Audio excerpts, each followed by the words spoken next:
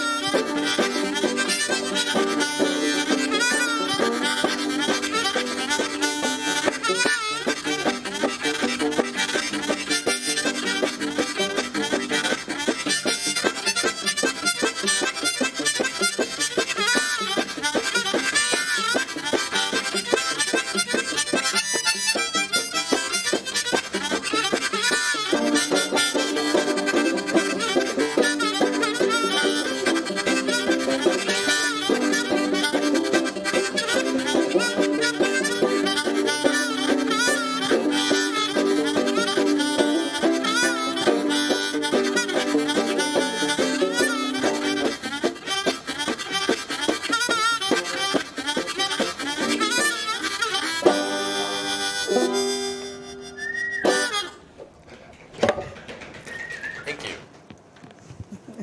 Oh, sweet. Okay, okay. Welcome to Waupaca Local Live. This is our April edition, and we're so thrilled. I'm Marcy Beaucoup, and I'm in the studio live with Bernardo Cano. And do you say Cano or Cano? Cano, I mean, Cano. whatever works is easier. All right. And we're really thrilled. And I just want to have a shout out to Ben Menza for sending this guy our way. And we're thrilled to have you here. You're a multi-instrumentalist doing original music. And welcome to the show. Thank you. Thank you. Thank you. What was the name of that first song that you did? So that one... Kind of haunting, actually. in the beginning, yeah. No, I explore a lot of, I guess, techniques that I've picked up throughout my life in general. I mean, I was born in Mexico, so there was a lot of classical guitar, like heavy, like finger leads in general. So there's a lot of classical involved in some of the stuff I do, but then it does have a bit of like a rhythmic, heavy rhythm to it.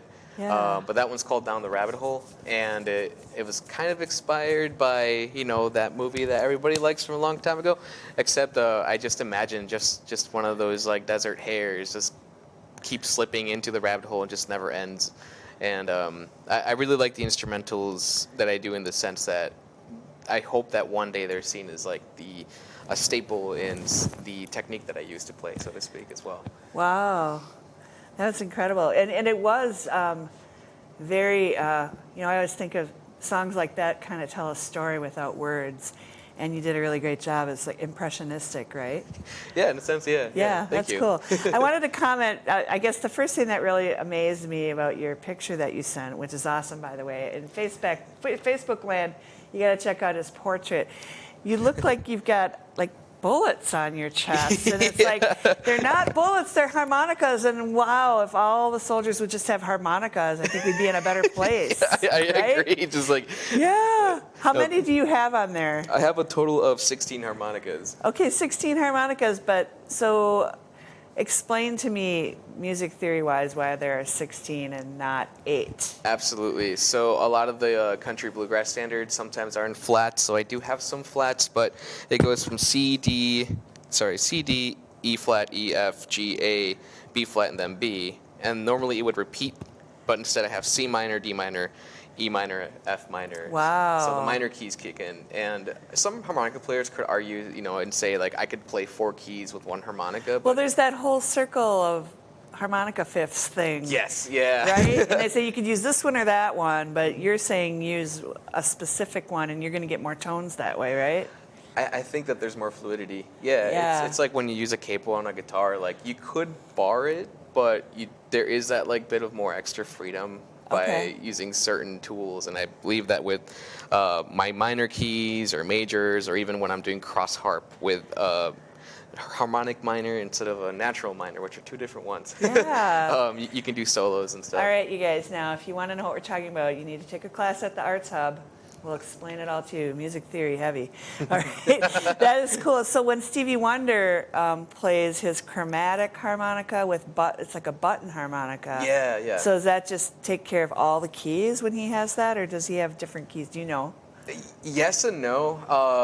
It does give you a wide variety. Like, think of a piano where you have just the white keys, and now you have the white and the black Right. keys, so you get your sharps and flats. Yeah. That's essentially what a chromatic allows you to do. It lets you reach the sharp or the flat of the chromatic scale, or Right. the diatonic scale, or like a regular harmonica, but now you can reach the sharps and the flats in between the holes. Okay. It's very complicated. Yeah. Do you play one of those, or you just stick with these? I have attempted. You I have? have attempted manual versus automatic. That's the best way I can describe it. But some people play it really well, and I mean, kudos to them. Well, I would say you play this really well. How did you? Okay, so where does all this musical knowledge come from? Are you someone that took music as a college classes, or did you take any music theory, or did you just kind of pick it all up on the way? Tell me about your music background. Yeah, no, absolutely. So, I mean, as early as I can remember, I would wake up early, and my mom would be singing, like, full decibels, like all the range, like those. She must have classics. wanted you to get up. Yes, that too. I mean, but we learned to sleep through it. Vacuum and shop back if need be. But no, I grew up with her singing a lot, and my dad is also very into singing avidly. He was a brass trumpet player, but there is a lineage that I found out actually just about 3 or 4 years ago. But I had a great uncle back in the day that was like a well-known harmonica player. Really? I'm still trying to find out more info. I have this very blurry black and white photo of him, and they're like, it's not really a coincidence that you picked up the harp well if you believe in That's the weird. possibility. That's really weird, isn't it? Yeah, it's kind of amazing because it did come to me very much like walking or talking or whistling. Like, when you whistle, you don't think about notes, you just kind of do it. Right. And with harmonica, I'm not saying that this is like a very unique thing. Like, I strongly believe that if you have any sense of musical background, you can play a harmonica, or if you even just like to hum a song. But the approach that I had towards it was also growing up listening to like Cajun and Zydeco music, and to me that really hits an extreme, like, soft, like, white underbelly soft spot when it comes down to just the music that makes me feel absolutely amazing. And with that, there is a lot of accordion usage, like the Cajun accordion. Right. And my objective was to pick up one of those and learn to play it. But when you're a kid, it's very inaccessible, a $4,000, even $2,000 Well, instrument. and it's also really heavy. Yeah. Oh, those are actually very tiny. Oh, the little, tiny wood squeeze box. box Yeah, little ones. squeeze Okay. box ones. But Okay. yeah, no. But so I was told, like, hey, why don't you pick up this harmonica and just hyperventilate and imitate the accordion as a joke? I was about 8 years old as a joke, and I was out of spite. I said, I'm going to do that. And I developed a breathing technique where it's similar to what the accordion is using with the relief valve, but on the side of my mouth, circular breathing, Oh, wow. all sorts of stuff. So on the harmonica holder, it's like 50% of the ability because you can't move the harmonica with your hand. But when I do just like a harmonica solo, it's a whole different range, so to speak. So are you in demand in the music world? Does everybody want you to sit in with them? I do it for fun. I do it as a job too. But I do want to expand as far as I can because my musical background revolves heavily on music from almost every style, like funk, blues, bluegrass, you name it. And I've been doing this since that age pretty much. Like almost 20 years of my life has been spent like while all the kids were playing with their toys, I was inside like looking up the class fields to see where I can get a fujara or the ruba or this drum from around the world and go hunting for it, learn it, play it, incorporate it, and also like study heavily like recordings of music from all regions and incorporating it into what I was doing. Amazing. So sometimes, if you come from, let's say, Ethiopia, and you hear one of that songs sometimes, I do play it in the same repetitive pattern as like what they consider over there like desert rock, and somebody might pick up and be like, ooh, I hear it, or Eastern European, you name it, Wow. So not only do you play the harmonica, but we've got these other three instruments that we're going to get to hear. Mm-hmm. I mean, we heard the banjo already. And so that's going to be great. And before we talk too much more, which I have a million questions for you, I think we should do another song. Can you tell us what this next song is going to be about and what instrument you're going to play? Sure. So for this one, I'm going to be playing this one actually, this resonator guitar. And what my first check, or first handful of checks with my first job, I saved up to buy this guitar. And I want to say 4 years ago, I sold it. And I very much regretted it because I had a connection with it, so I was able to find another one just like it. Oh, so it's nice. back here. And this next song is actually showcases some of what I do with songwriting, which, don't get me wrong, is an absolute challenge. But I'm just going to let that fall. Okay. Ooh, there we go. But it can be a challenge. Remembering lyrics with me has been a absolute hurdle. I was in a motorcycle accident, actually. Oh, did you have a head injury? Yes, I did. Oh, Okay, that must have been loud. But yeah, no, I did. And, it's living your life thereafter. But one of the little tiny things I notice that are different is memory sometimes. Yeah. So with songs, a lot of the things that I do on stage is improv. And people will notice it. Next thing you know, I am singing a song about the cat walking around in the house show, or things like that. And it can be a lot of fun. I've embraced it, so to speak. But this is one of the few original songs that I remembered from top to bottom, and it showcases the storytelling that I love to write, the in-depth stories that are almost back-to-back songs that all relate to one another from 100 years ago, or if I were to have been alive 150 years ago, what would I sing or write about? But they're also fictional, too. So this one is called The Mayor. The Mayor. The Mayor. All right, Brian Smith, this one goes out to you. Bernardo Cano on Waupaca Local Live. Thank you.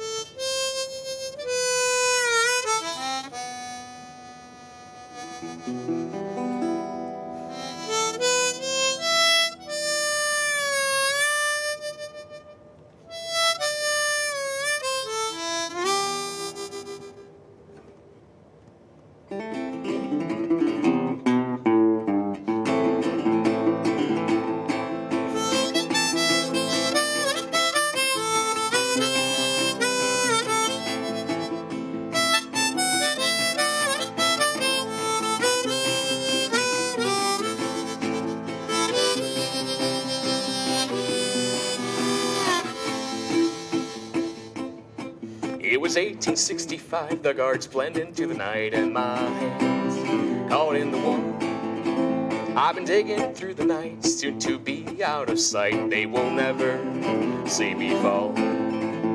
Sirens hit the halls, oh mama, oh, have it all. Was my hands caught in the fence, but I soon hit the ground as they emptied all their rounds. But in the woods, I won't be found. In the woods, I won't be found. 25 years in the hole for a murder so untold. When the man took my wife, put a bounty on my head, but Lord knows he shot her dead, and for that I take his life.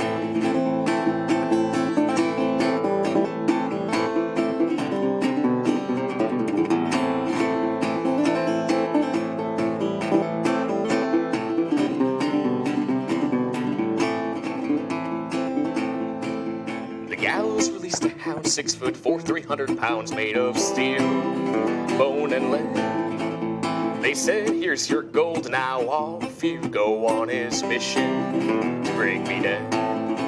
But before he hit the road, the mayor's neck I had on hold with a grip covered in blood.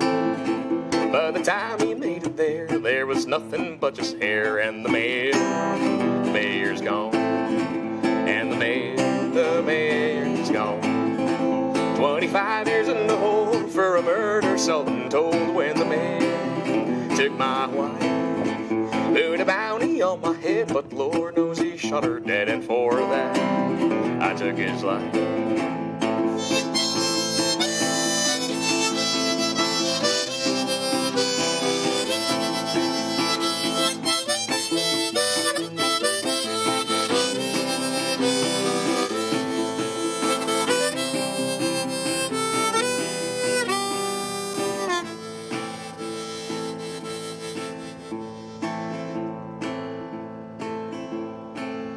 My story's made its role, and his tale seldom told, when his bullets my hand they ran. But I saw her once again in the sky above the rain, my dear love. Here I am, my dear love,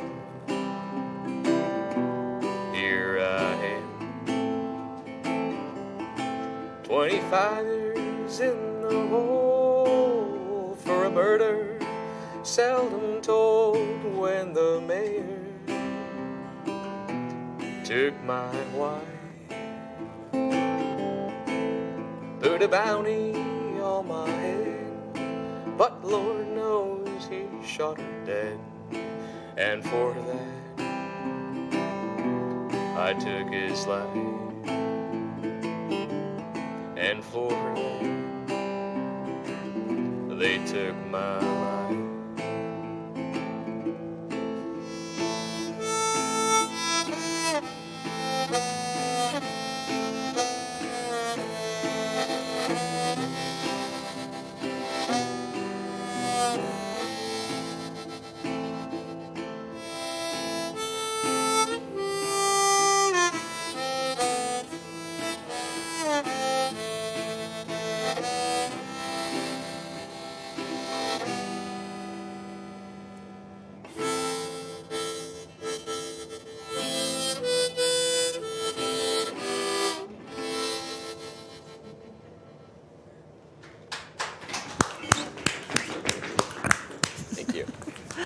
That really did tell a story. That was cool. Thank you. It's really funny because I just picked up this book from one of the little free libraries. It's about the Alamo.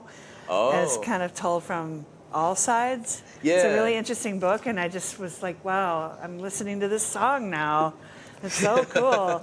So you were born in Mexico. Where in Mexico were you born? I was born in Cortázar, so that's a city, or town. Now it's a city, apparently. Uh-huh. Guanajuato, which is a state, and then Oh, sure. in Mexico. Mhm. Okay. And what age were you when you moved here? I was about 7.5.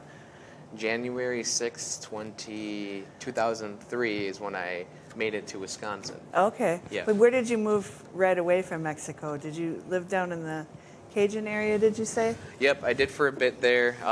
Okay. The story towards that is rather fuzzy, but to say the least, I learned a lot. Okay. But yeah, no, it was from Mexico through there, and then a series of multiple road trips until Wisconsin, pretty You got much. to Wisconsin. Yeah. And you live in the Fox Valley now, Yes, yep, in Appleton. right? All right. And you find that you miss a southern climate at all? Yes, I still do. It's been Especially this year with never-ending winter? Yeah, it's never easy. It is never Yeah, easy. But yeah. you know, you do what you can. Okay. So how did you learn to play all these instruments? Was it the same kind of method, you just dug in and did it? It really was, and Okay. like I said, in my childhood, there was that outreach that I could take a class in sorts, but at the end of the day, just like when you get into writing stories or when you get into drawing, someone could throw you a technique or two, but ultimately, it really comes down to what you do with your time to learn, not just learn your instrument, but use it as an appendage. And I did find myself that the method that I developed teaching myself all of these instruments was more so audibly, but also then turning off the lights and just like if I want to sing or I want a melody of da da da da da, you know, I started figuring it out and eventually developing the muscle memory that da da da, then da da da. Da da da da da da da da da da. So the what you want to sing or exploit in the song, being able to sit down with an instrument and learn the range through a muscle memory, and essentially guitar, banjo, mountain dulcimer, it's all very much the same. But it's not in a way because you've got 3 different necks with 3 different Yes. setups. Oh yeah, definitely. So that's what's amazing to me, and I bet you play more of that. Do you play mandolin? Do you play, you know, so you have all these different setups, and I think that's what's interesting is that you can do all of that. And what other instruments do you play? Do you play?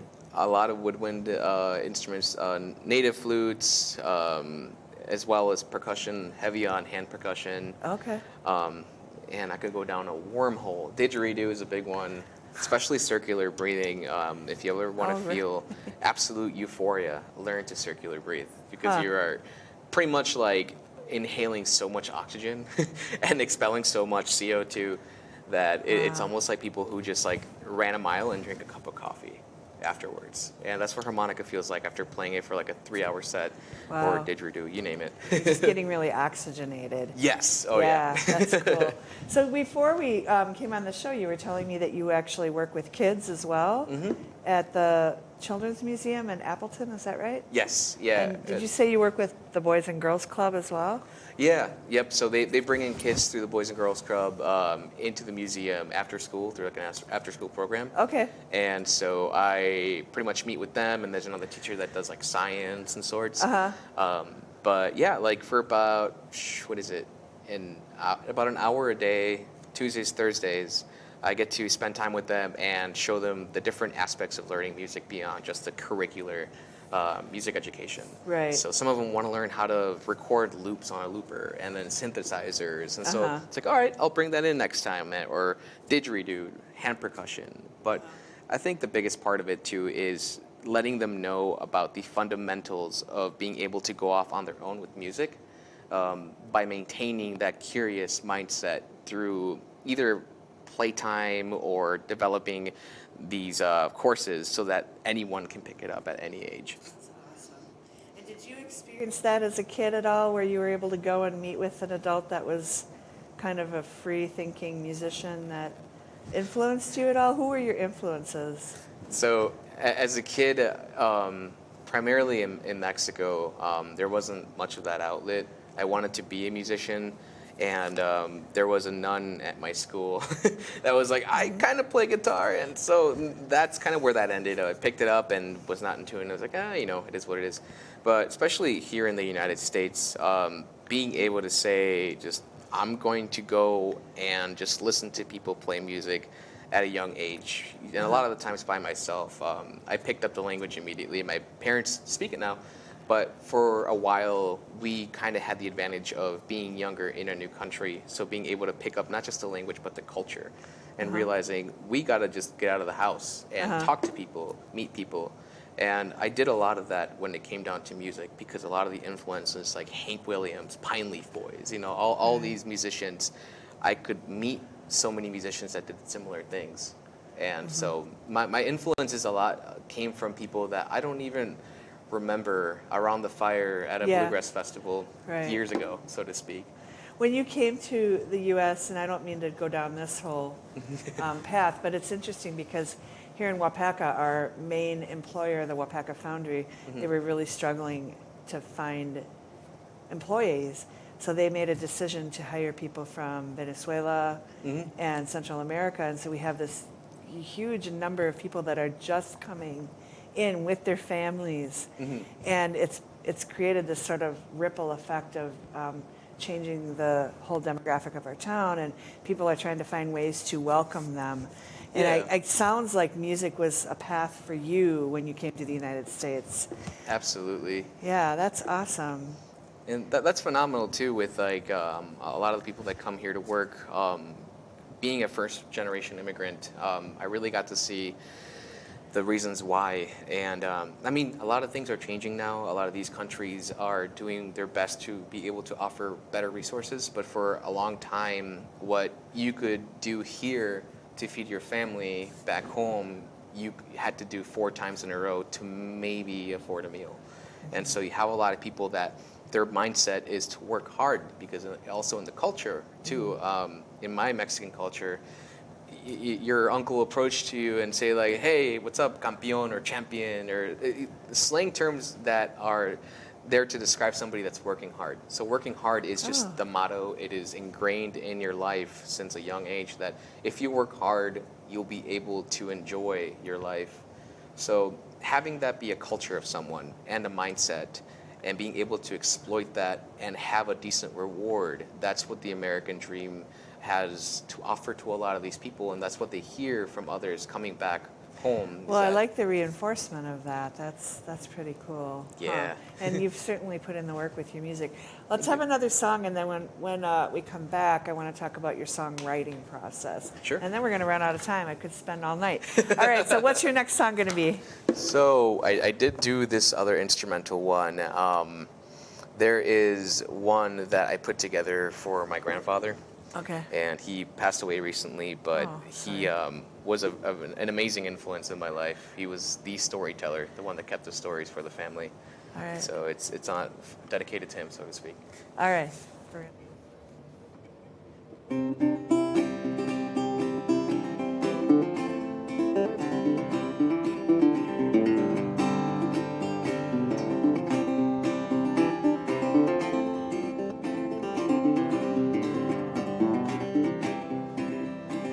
Then, late October, they came in the hundreds to say goodbye. They called many names, but one that I heard most was the Don, father and son.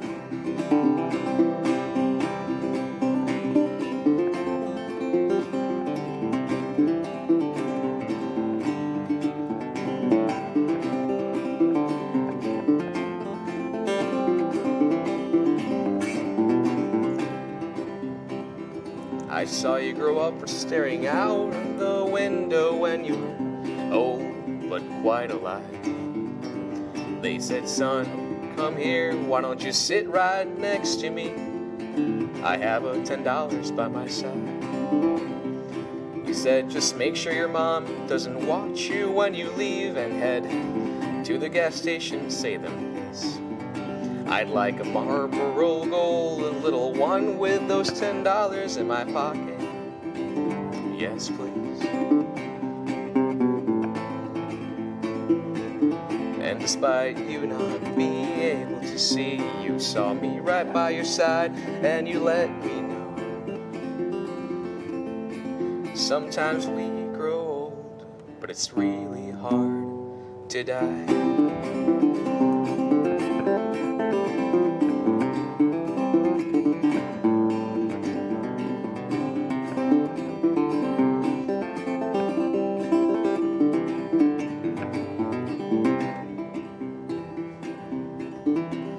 It was 1949 and you were hired to take care of the mountain that sometimes touched the sky. You carried a gun, but nothing else, and walked the miles till the clouds kissed your hair, and you bid your family goodbye.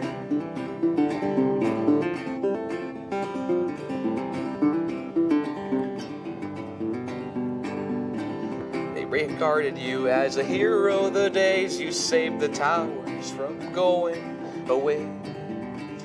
For the villages that use the mighty sense of instinct that you brought them to keep them at bay. And when the fire lit next to the barn,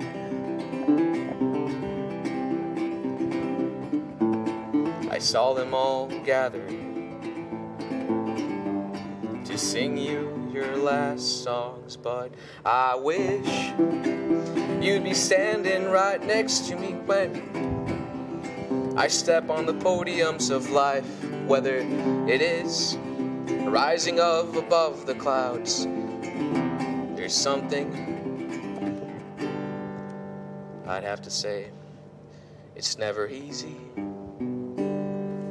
to say goodbye.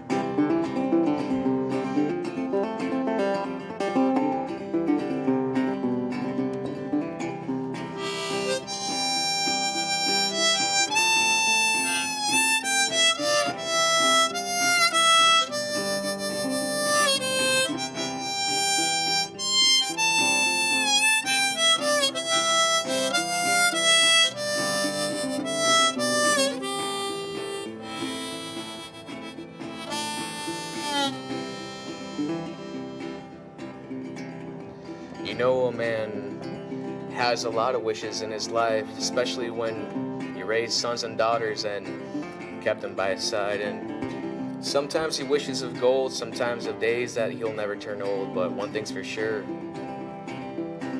if you're a father or a mother or a leader in your tribe, there is just one wish that you could finally wish for when the time comes to say goodbye. And his final wish was,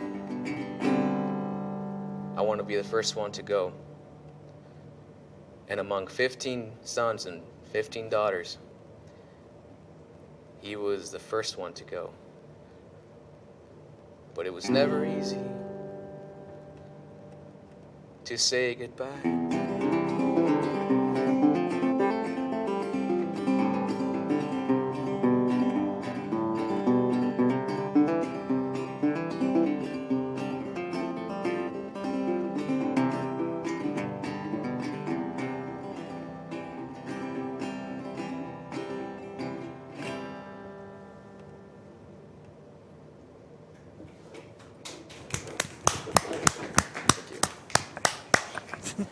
Well, that was very compelling. Thank you. And that was really emotional, actually. Yeah, all that's right? not an easy one. I'll tell you Oh my that. gosh. And I love songs that have talking parts in them, I have to say. Yeah, it makes it easy because that's a lot of what he did, and like Yeah. he was able to go in the best of golden ways where he was still able to talk and share, just like what he did. And growing up, especially, the village is on the base of a mountain, and our ancestors, so families and families before us, they would have meeting places on the side of the mountain where they're made out of stone stacked, and then there was a big stone slab that you can light a fire underneath and cooks a lot of the vegetable that grew around. Garbanzo was a big one. And you would cook for your family, you'd eat some honeycomb, whatever the mountain provided, but also make it a place for everyone to gather. And my grandfather was one of the last storytellers, like true storytellers, telling us of the floods of back in 31 or the caves in the mountains and like where to go to see the most amazing things. And Wow. he was a very interesting character. You're lucky. Thank you. To know him. I liked what you said in your bio that, let's see, where bluegrass meets Cajun meets blues, you'll find Bernardo strumming, singing the night away. So I haven't heard a lot of Cajun yet. Yeah. But tell us a little bit about that. Do you have an outlet to play with people up here who play Nope. Cajun music? Okay. I was wondering, where could I go to hear that? Yeah, I mean, that's something that I do very instrumentally, especially with harmonica. And that's my primary trade is harmonica leads, surf harmonica, Okay. Lyricism, and instrumentalist. So I get hired a lot to play harmonica as my primary lead Okay. instrument. Okay. And that's where you will hear the absolute more like Zydeco Cajun two-step. Okay. You kind of heard it a little bit with the harmonica holder, but it's like somebody holding like a slice of pie for you. It's just it ends up being really weird to work with Yeah. it versus your own appendages. It just sounds so much better when I hold it. But that's where I can actually, that would be the next song actually. Were you when you play out, you say you get hired by a lot of bands and stuff like that. Where, this is a dated program because it's taped and stuff, so I can't really say when's your next gig, but give us some examples of where we can go to hear you live in the Valley or beyond. Yeah, so there is a series of festivals coming up. There is actually this Sunday, April 23rd. I play in a band called Sleeping Lessons. We just came up with the name recently, so it's still one of that Sleeping Lessons. But anyway, that's a more mellow, local folk style group. I mean, we're all sitting linearly and playing. Yeah. But I play harmonica and percussion with that. That'll be at Appleton Beer Factory. And we Okay, are so opening. the Appleton Beer Factory is one of the Valley music venues that they get a lot of really great acts there. Mm-hmm. Okay. Yep. And so do you have a place we can find your music online, like on your website? Do you have a website? Do you have a Facebook page? Where can we find you? Yeah, so my primary social media outlet is through Facebook, just Okay. Bernardo Cano. And if you see a little blue check mark next to it, that's me. Okay. I do have another page called Bernardo Cano Harmonica, but that was before promoting the main one. So now that one kind of sits as that's one of the things I do, but my main one is Bernardo Cano. And I'm looking forward to this year because I'm looking forward to recording a lot of my original stuff that I do. Awesome. Keep an archive of it at least, All right. And you have some videos that we can find if we go on that Facebook page, correct? Yes. You haven't done pure recording. That's what you're planning to do? Yes, I want to do essentially maybe a music video, but primarily something that somebody can pull up on a streaming service. Okay. Like Apple Music or so forth. Okay. But yeah, that's in the works for this year. But got to play the shows to record the songs. Right. So as far as original music, which I appreciate you're playing tonight, how do you usually write a song? It sounds like you have a very big story element to it, but we always like to find out, is it the music that comes first in your head, or the story, or the words, or is it the song all at once? It's interesting to hear how people do that. So what's your process? There is a heavy cultural one. Like I said, in my family, there's a lot of singing. So, for example, that last song, I remember my grandpa was humming or even singing lightly a lot of the songs that he grew up listening to. And just kind of taking these songs, and it's like, I like that melody, and I like that melody, and I like this melody, and they gave birth to this particular melody. So that one does resemble a song that my grandpa used to hum a lot. And the one called The Mayor, the last one, that resembles me spending a lot of time playing a game involving the Wild West.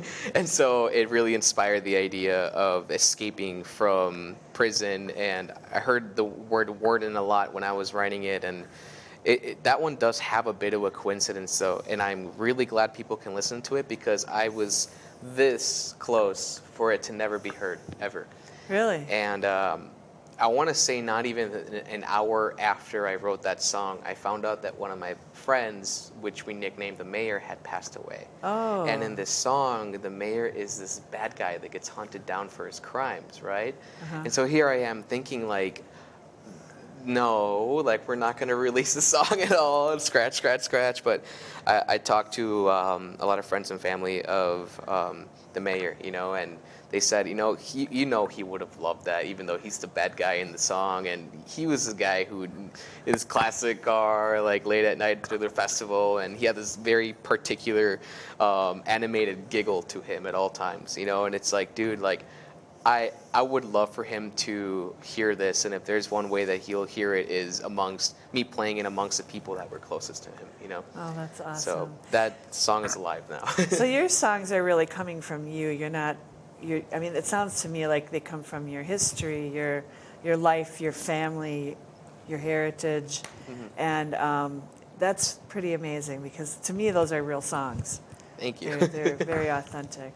What is going to be your last song that are you going to be able to play that dulcimer for us, or are you going to do another one on the? Because if you're not going to play it, can you just play it a little bit? Yeah. I'll just play this. Just explain this thing before we do your last song. So this is a mountain dulcimer. This is a rendition of an Appalachian traditional instrument, but it's very vocal. And I brought it because I play it in a different way that a lot of traditional dulcimer players play it.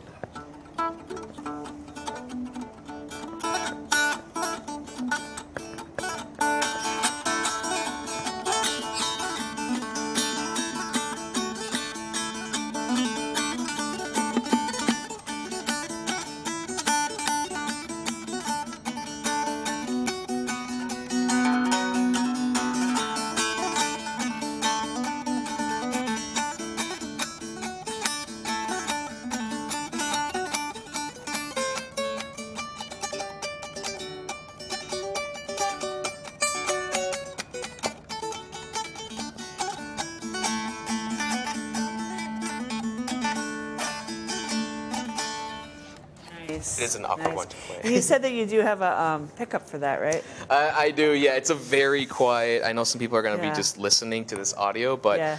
if you can imagine a broom with strings on it and kind of a body on there. Yeah, it's got a nice sound.